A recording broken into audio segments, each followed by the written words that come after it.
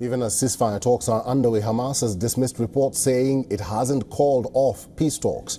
Israel, on the other hand, continues to hammer the Gaza Strip from the air, the sea and land as the war in the Palestinian territory sees no signs of abating. In its latest offensive, Israel has bombed a United Nations school in Gaza. Hamas claims at least 17 people have lost their lives in the attack. The Israeli military carried out an airstrike on a United Nations-run school in Nuseirat refugee camp. According to the Palestinian Civil Defense, at least 80 people have suffered serious injuries in the attack. Most of the victims are women and children. Israel says the strike was directed against terrorists who are operating in that area.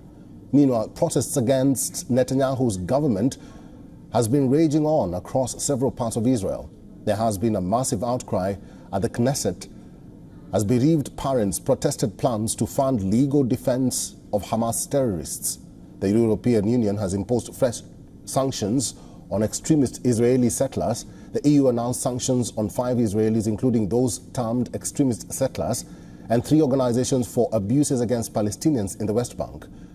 The asset freezes and visa bans are the second round of sanctions from the EU targeting violent Israeli settlers, taking the total number of listings to 14.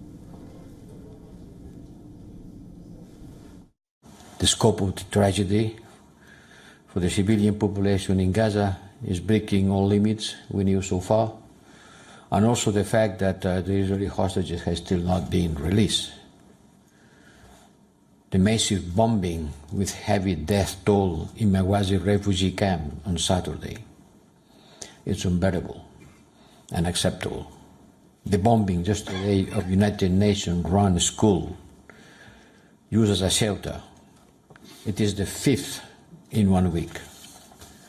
The constant rise of the number of civilian casualties, as I said, is unbearable and underlines the urgency of establishing a ceasefire and working to find a durable solution.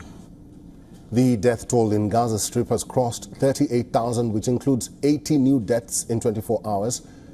The health ministry in Hamas-run Gaza says 89,097 people have been wounded in the Gaza Strip since the war began on October 7th last year. For all the latest news, download the WION app and subscribe to our YouTube channel.